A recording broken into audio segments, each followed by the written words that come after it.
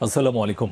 বাংলা সংবাদে আপনাদের সবাইকে স্বাগত জানাচ্ছি। আমি ফিরোজ তোহা। শুরুতেই বিআরবি কেবলস সংবাদ শিরোনাম। বাংলাদেশের সর্বশেষ গুরুত্বপূর্ণ আপডেট সংবাদে আপনাকে স্বাগত। শুরুতেই সংবাদ শিরোনাম, পরে বিস্তারিত।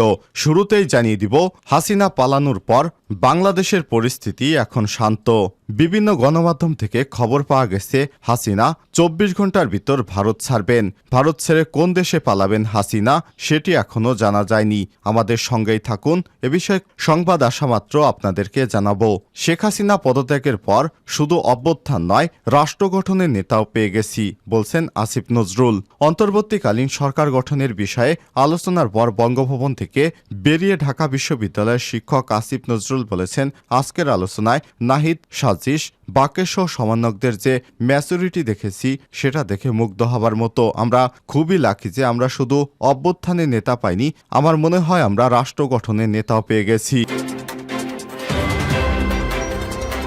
এরপর জানিয়ে দিব, হাসিনার পতন ভারতে যা যা ঘটেছে।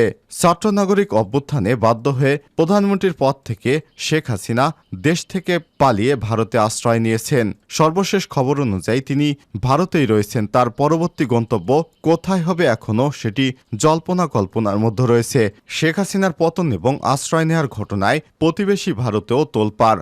বাংলাদেশে চলমান পরিস্থিতিতে শেখ হাসিনার প্রশ্নে ভারতের ভূমিকা কী হবে তা নির্ধারণে দেশটির শীর্ষ পর্যায়ে আলোচনা চলছে। ভারতে বর্তমানে হাসিনাকে নিয়ে কি হচ্ছে এ বিষয়ে গুরুত্বপূর্ণ সংবাদ থাকবে বন্ধুরা। সম্পূর্ণ সংবাদটি জানতে ভিডিওটি না টেনে দেখতে থাকুন। এদিকে ঢাকায় 24 ঘন্টায় ঢাকা মেডিকেল কলেজ হাসপাতালে 19 জনের মৃত্যু। কোটা সংস্কার বৈষম্য বিরোধী ছাত্র আন্দোলনের লং মার্চ টু ঢাকা কর্মসূচি ঘিরে রাজধানীর বিভিন্ন এলাকায় শিক্ষার্থী, পুলিশ এবং ছাত্রলীগের সংঘর্ষে নিহতের মধ্যে গত 24 ঘন্টায় 19 জনের মরদেহ ঢাকা মেডিকেল কলেজ হাসপাতালে আনা হয়েছে। এবারে জানাবো, পুলিশের নতুন মহাপরিদর্শক নিয়োগ। শেখ হাসিনার চাটুকার মহাপরিদর্শক ডিবি হারুন, ডিবির বিপ্লব কুমার সহ বিভিন্ন পর্যায়ের চাটুকার পুলিশের ঊর্ধ্বতন কর্মকর্তারা পালিয়ে গেছে। পুলিশের নতুন মহাপরিদর্শক নিয়োগ দিয়েছে স্বরাষ্ট্র মন্ত্রণালয়। পুলিশের নতুন মহাপরিদর্শক আইজিপি হিসেবে নিয়োগ দেওয়া হয়েছে মোহাম্মদ মইনুল ইসলামকে। এদিকে পুলিশের মহাপরিদর্শককে অব্যাহতি। পুলিশের আগের মহাপরিদর্শক চৌধুরী আবদুল্লাহ আল মামুন, যিনি বর্তমানে গা ঢাকা দিয়েছেন, এ অবস্থায় একটি ভিডিও বার্তা দিয়েছিলেন গতকাল। তারপর তাকে বহিষ্কার করা হয়েছে, তাকে তার নিয়োগ থেকে বাতিল করা হয়েছে। এবং সর্বশেষ জানিয়ে দিব, সুনামগঞ্জে মন্দিরের পাহারা দিচ্ছে মাদ্রাসা ছাত্ররা।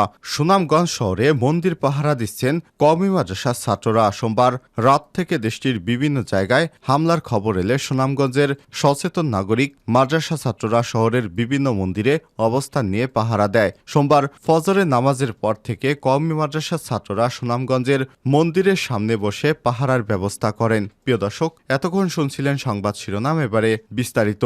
তবে তার আগে বন্ধুরা, কমেন্ট করে জানিয়ে দিন আপনি বিশ্বের কোন দেশ থেকে আমাদের সংবাদটি দেখছেন এবং শুনছেন, আর বর্তমান আপনার এলাকার পরিস্থিতি সম্পর্কে। আর আপনি যদি এই চ্যানেলে নতুন হয়ে থাকেন, সংবাদটি দেখতে দেখতে চ্যানেলটি সাবস্ক্রাইব করে রাখুন। আর বন্ধুরা, সংবাদটিতে একটি লাইক দিয়ে আমাদের সঙ্গেই থাকুন। আর বন্ধুরা, বর্তমানে যে পরিস্থিতি, তাতে দেশের পরিস্থিতি অনেক ভালো হয়েছে। যারা প্রবাসী ভাই বোনেরা রয়েছেন তারা এখন ব্যাংকিং চ্যানেলে বাংলাদেশে রেমিটেন্স পাঠান। বাংলাদেশের আর্থিক অবস্থা ইনশাল্লাহ অতি দ্রুতই ঠিক হয়ে যাবে। শুধু অভ্যুত্থান নয়, রাষ্ট্র গঠনের নেতাও পেয়ে গেছি আসিফ নজরুল। অন্তর্বর্তীকালীন সরকার গঠনের বিষয়ে আলোচনার পর বঙ্গভবন থেকে বেরিয়ে ঢাকা বিশ্ববিদ্যালয়ের শিক্ষক আসিফ নজরুল বলেছেন, আজকের আলোচনায় নাহিদ, সাজিশ, বাকেসহ সমন্বয়কদের যে ম্যাচুরিটি দেখেছি সেটা মুগ্ধ হয়েছি। আমরা খুব লাকি যে আমরা শুধু অভ্যুত্থানের নেতা পাইনি, আমার মনে হয় আমরা রাষ্ট্র গঠনের নেতাও পেয়ে গেছি। এ সময় তিনি বলেন, আমাদের যে তালিকা সেটি এখনও চূড়ান্ত হয়নি, সেজন্য এখনই প্রকাশ করা হবে না। কত সংখ্যা হবে এসব বিষয় নিয়ে আলোচনা চলছে। আমরা একটি এক্সট্রা অর্ডিনারি সিচুয়েশন এই সরকার গঠন করতে যাচ্ছি। এক্ষেত্রে এই সরকারকে বৈধতা দেওয়ার বিভিন্ন সাংবিধানিক রীতি রয়েছে, যে নিয়ম আছে সেটি ফলো করা হবে। ছাত্র জনতা দেশ গঠনের মাধ্যমে নতুন যে বাংলাদেশ সেটি বিনির্মাণ করব, সে সরকারের মেয়াদ এখনও ঠিক করা হয়নি। ডক্টর ইউনূস আসার পর এ বিষয়ে একটি ঘোষণা আসবে। তার বক্তব্যের আগে সমন্বয়কদের পক্ষ থেকে নাহিদ জানান, খুব দ্রুত অন্তর্বর্তীকালীন সরকার ঘোষণা করা হবে। বঙ্গভবন থেকে বেরিয়ে তিনি এসব তথ্য জানান। সমন্বয়কদের পক্ষ থেকে অন্তর্বর্তীকালীন সরকার একটি তালিকা দেওয়া হয়েছে। এতে নোবেল বিজয়ী অর্থনীতিবিদ ডক্টর মোহাম্মদ ইউনূসকে প্রধান করে সরকার গঠনের প্রস্তাব দেওয়া হয়েছে। তবে বিভিন্ন সূত্র থেকে জানা যাচ্ছে অন্তর্বর্তীকালীন সরকারের প্রধান ডক্টর ইউনূসই হচ্ছেন। হাসিনার পতন, ভারতে যা ঘটেছে। হাসিনার পতন এবং আশ্রয় নেওয়ার ঘটনায় প্রতিবেশী ভারতেও তোলপাড় শুরু হয়েছে। বাংলাদেশে চলমান পরিস্থিতিতে এবং শেখ হাসিনার প্রশ্নে ভারতের ভূমিকা কী হবে তা নির্ধারণ করতে দেশটির শীর্ষ পর্যায়ের আলোচনা হয়েছে। সেখানে ঠিক কী হচ্ছে তা জানাবো। নিরাপত্তা বিষয়ক কমিটির জরুরি সভা।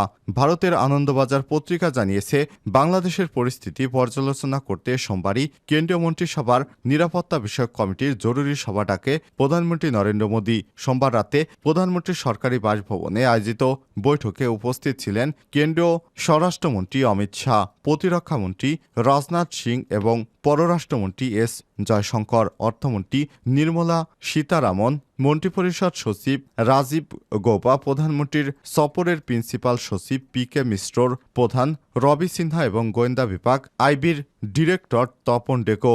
সর্বদলীয় বৈঠকে ভারত বাংলাদেশের পরিস্থিতিতে সর্বদলীয় বৈঠক করেছে ভারতের কেন্দ্রীয় সরকার।